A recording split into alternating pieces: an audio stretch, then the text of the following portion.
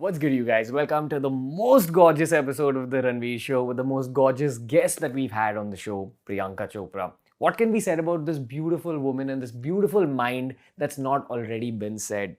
So, in the time that I had with her through this podcast, we really were trying to dig deep to find out what keeps her clock ticking, what keeps her mentality and ambition going. We even spoke about her mental health issues, her experiences in the early part of her career, how she built herself up to this point, and even her plans for the future. Trust me, one of the most inspiring conversations I've ever had on a personal level because she's someone who's inspired me a lot, but I've also had the biggest crush on her growing up. So, without further ado, I hope you enjoy one of the most memorable moments of my life. Enjoy yourselves.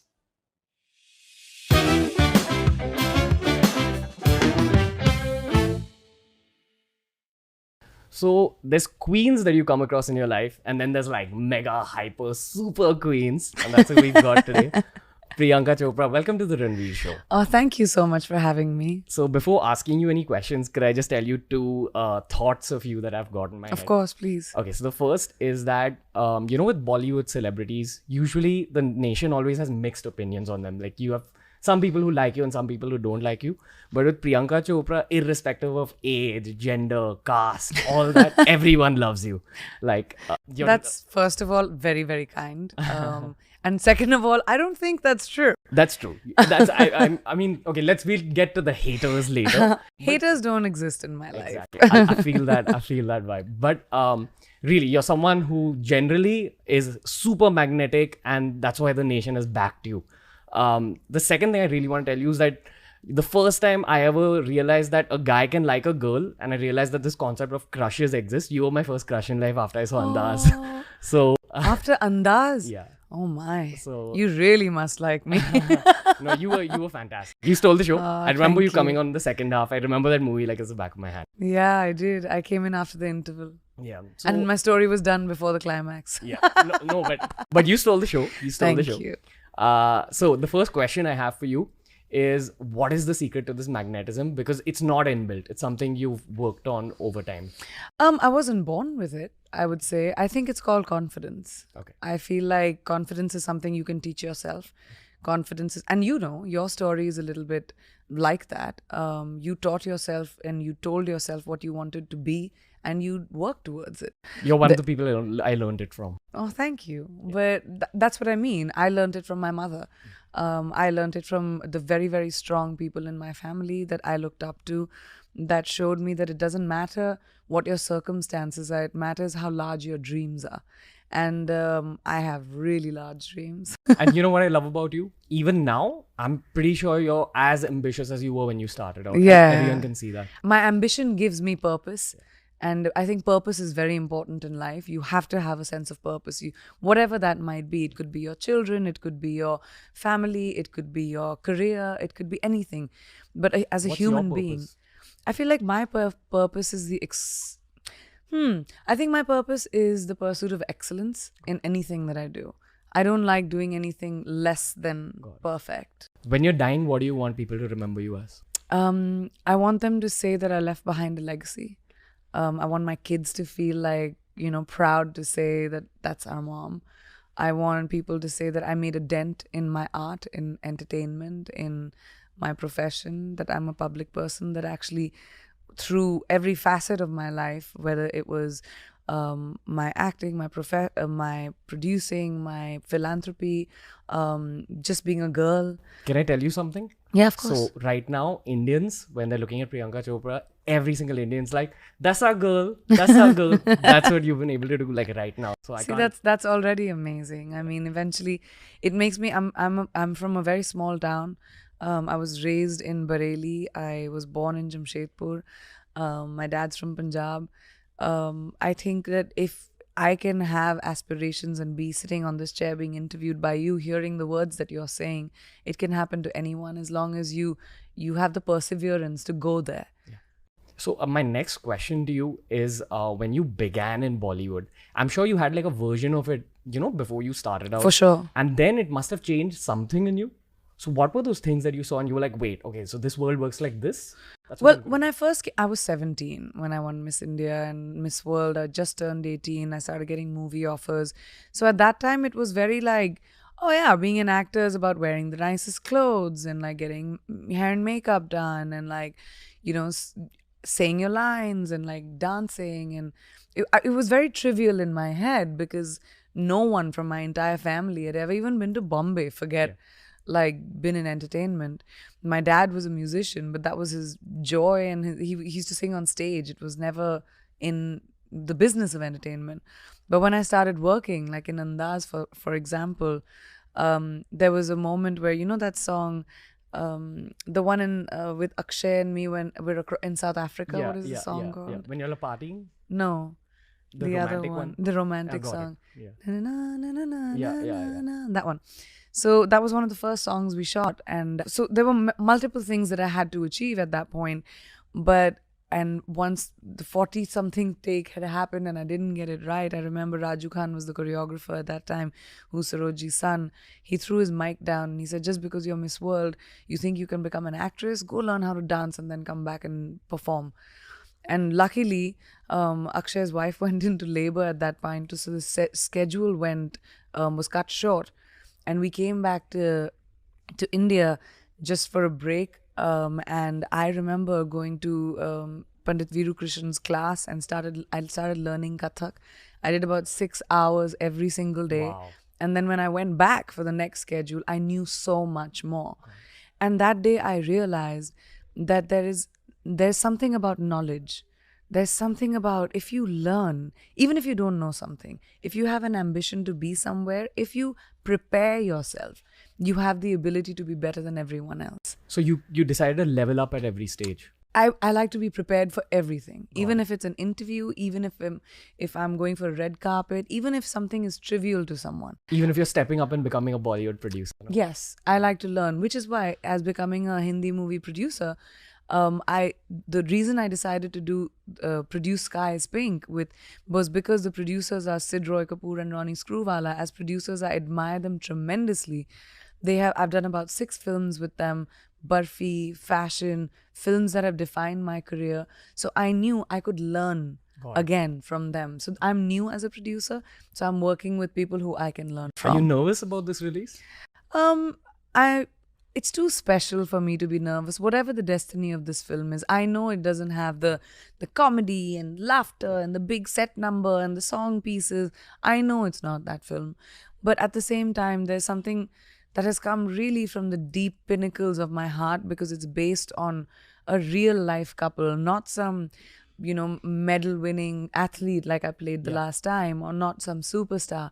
It's based on real people with extraordinary circumstances, and that's something very special. Yeah. The film portrays like the real kind of trajectory of a relationship. So, what have you learned from your relationships in your life? And I'm not just talking about romantic relationships, all kinds. What's that added to you? I think honesty is very important in relationships, whether it's with friends, whether it's with family, whether it's with your loved one, whether it's in a romantic relationship. I think being real to what you really are feeling is very important. And a lot of people don't have the guts to do that because we are always pretending to be a certain way so that we can maintain a relationship. But I think the healthiest relationships happen when you have the ability to call out someone and say, well, that's not right, or I don't feel a certain way and you're wrong or you're right, and to be able to talk about it. It takes taking that cloak of being careful about your emotions off. That's very important. So I've seen a lot of your interviews in my life, and I can see how inspired you are from your parents. Yeah. And I'm sure you're inspired from their relationship as well. Totally. What have you learned from them? I think the beauty about their relationship was it was a relationship of equals from the very beginning. My parents, even though they had separate responsibilities and they always worked together, but they always gave each other respect in terms of each other's opinions. And I was raised in an environment like that. My mom's opinion was as important as my dad's opinion. They both took decisions together. It was never one person's monopoly. And that's an extremely healthy marriage. So Priyanka, they were both physicians in the army. And I'm sure that that job comes with a lot of discipline. So I'm sure that that discipline trickled down at home as well. And that's a part of your growing up. And would you say that discipline is also the reason that you've become Priyanka Chopra, like the Priyanka Chopra? Has discipline been a big part of your life? Yes, I think people confuse discipline with like punctuality sometimes, but that's not what discipline is. Discipline is being prepared. Discipline is riyaz. Discipline is training. Discipline is learning. Discipline is knowing that if I'm going to do a job, I'm going to give it my 120%. Otherwise, I'm not going to do it. Because when it comes to the military, even one mistake can cause a big butterfly effect. And that's something I definitely learned from both my parents as physicians and as people who were in the military. And then, you know, again, from a lot of times when you're in the middle of your hustle, you don't come to know how good you are. And you need an outside perspective. Right. So trust me, from the outside, again, seeing your career, you're someone who's constantly moved on to the next project, even after victories. Is that something you do consciously, that if a film is a hit, you're like, cool, good, I'll be zen about it, but I'll move on to the next one? Yeah, I mean, I really feel like you are defined by every time you're defined by what you do next, not what you left behind. So when you have a super hit film, what's going on in your head? Great, that happened. What's next? I like that. How am I going to top that? Yeah. Or what am I going to do that's going to be different? It might not be the same thing, because there's no point of doing the same thing over again. I try not to do the same thing over again. You have to take risks. Risks are so important in evolution. Playing it safe, yeah, you can have an existence, but you'll never be someone who's a trailblazer. Who's a legend? Yeah, and legendary shit. I like legendary shit. We can see that. What did you learn from your dad that stayed with you for your career and that's been an anchor point for your career? To smile through everything. My dad was extremely sensitive, but he was also like my biggest champion. The one thing that I learned from him was the hustle. He always taught me that don't be afraid of the failure. What you do next after failure is what will define you. Everyone fails. It's going to happen to you. It's going to happen to me. It's going to happen to everyone. Instead of sitting on your hands and saying, I can't do it again, find the courage inside of you and saying, what can I do differently? How do you look back into your mistake and say, all right, that was a mistake. Great. Not doing that again.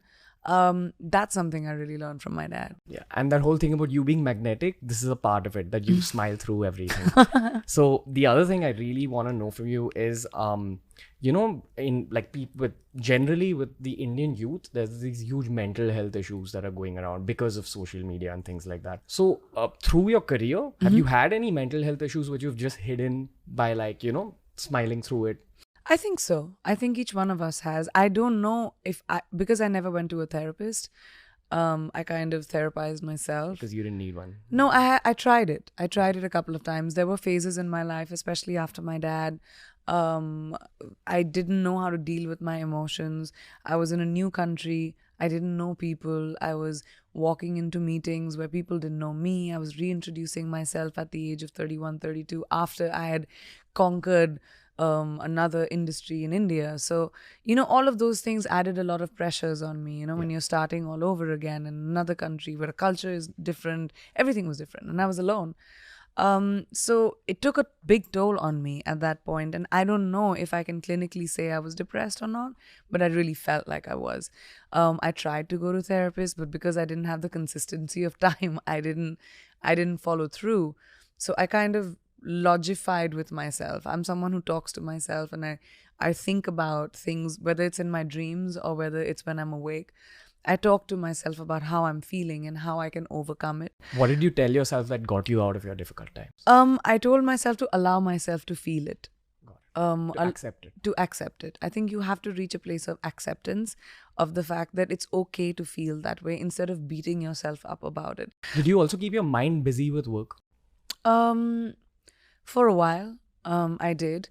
And that was not the best decision. It was me running away from my issues, whereas I realized that especially when you have something that you're mentally feeling like you can't move on from, you have to find support. You have to find someone you can rely on. I relied a lot on my friends at that point.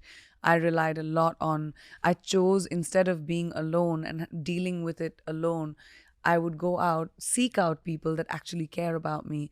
And I think a lot of kids don't do that. Because of stuff we read and people's opinions that we read online, and trust me, no one has more opinions about people, I mean, about someone as they do about me. I get so many opinions from people, good, bad, ugly, and I could very easily succumb under the pressure of it. But I feel like social media can be good and can be evil. If you focus on the good, the idea of social media was to get people together. It was never to make people feel like they are Targeted. their targets. Exactly. So I think instead of focusing on the negativity and taking the pressure off, it's important, if you're feeling down, dark, deep, to not keep it to yourself, to not be alone. It's very important to find someone that you can talk to, even if they can't help you. It doesn't have to be a therapist. It could be your mom, it could be your friend, it could be someone, but don't do it alone. God, that's your biggest advice. That Yes. Find support from Find someone. support, because a lot of kids end up like taking their lives, end up getting into deep dark places because they think they have to solve it themselves. You don't have to. Also, The Sky is Pink as a movie, from the trailer, you can tell that there's this whole concept of the mother helping her daughter. And I'm sure that the main characters have their own mental health issues through the film. So what have you picked up from this film, being a part of it? I think the beauty of this film was the takeaway of this movie, which I think when you guys go and watch it, you'll realize that it's the philosophy of the movie. What she means by a sky is pink is, don't let anyone tell you what the color of your sky should be. When Aditi which is the character I play, her daughter was diagnosed with a terminal illness. She was in London getting her daughter treated alone, while her husband was taking care of her son, who was 4 years old, in Delhi.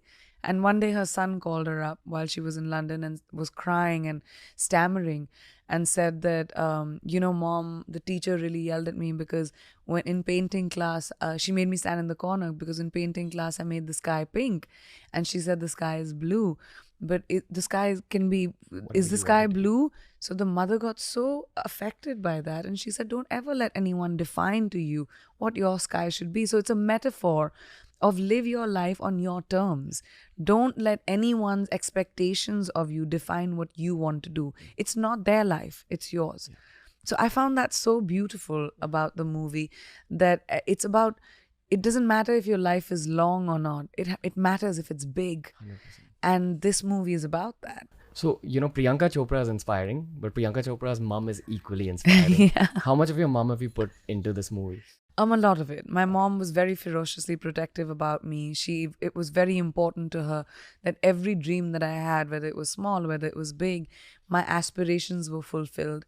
My parents never wanted me to have a what if in my life. What if I had done it? What if I had tried that?